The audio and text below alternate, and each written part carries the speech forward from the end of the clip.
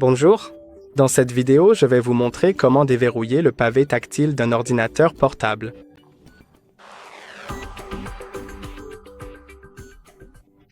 Si vous avez verrouillé votre pavé tactile par accident, il existe deux façons de le réactiver et ces deux méthodes fonctionnent indépendamment l'une de l'autre. Donc, si vous avez verrouillé votre pavé tactile par accident dans les paramètres, alors vous ne pourrez pas le déverrouiller avec la première méthode, et si vous l'avez verrouillé avec la première méthode, alors vous ne pourrez pas le faire via les paramètres. La première méthode consiste à utiliser la touche spéciale sur le clavier. Voici la rangée des touches de fonction, et sur cet ordinateur portable précis, il y a une option pour utiliser cette touche spécifique afin d'activer ou de désactiver le pavé tactile. Comme vous pouvez le voir, mon curseur bouge ici et maintenant, quand je clique dessus, il ne bouge plus, puis il bouge à nouveau.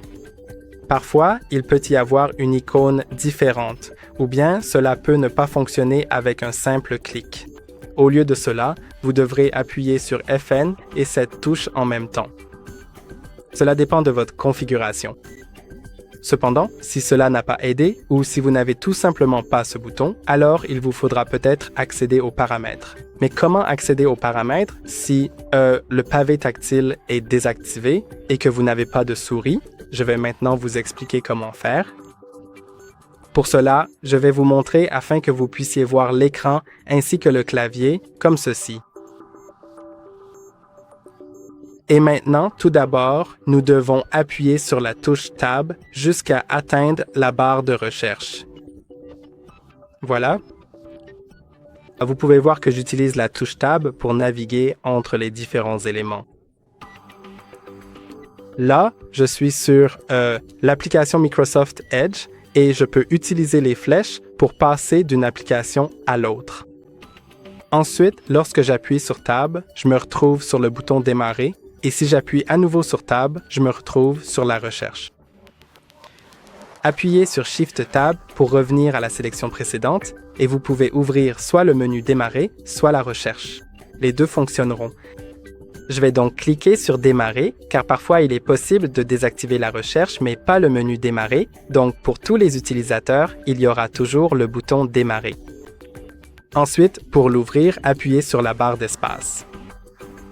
Maintenant, commencez à taper « Paramètres ». Vous pouvez voir s'ils apparaissent tout en haut. Vous pouvez maintenant appuyer sur « Entrée » pour les ouvrir et les paramètres se sont ouverts.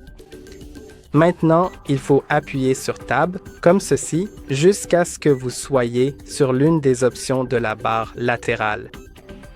Je vais donc appuyer sur « Shift-Tab » pour revenir en arrière. Maintenant, je suis sur Accueil, donc je peux utiliser les flèches. Utiliser les flèches pour descendre jusqu'à Bluetooth et appareil. Ensuite, appuyez sur la barre d'espace, puis appuyez sur Tab jusqu'à ce que vous soyez sur la première option de cette section. Il y a donc cet espace vide, et sous cet espace vide, il y a une nouvelle section. Je suis donc dessus en ce moment, et je peux utiliser les flèches pour descendre jusqu'au pavé tactile. Maintenant, appuyez sur la barre d'espace pour ouvrir cela et maintenant, je suis sur le bouton Marche-Arrêt. Si ce n'est pas le cas, je peux simplement appuyer sur Tab ou Shift-Tab pour le sélectionner. Et une fois que c'est fait, il suffit d'appuyer sur la barre d'espace pour le désactiver. Maintenant, je ne peux plus utiliser le pavé tactile. Et maintenant, je peux à nouveau l'utiliser. Et c'est tout pour aujourd'hui. N'oubliez pas d'aimer la vidéo et de vous abonner. À la prochaine fois.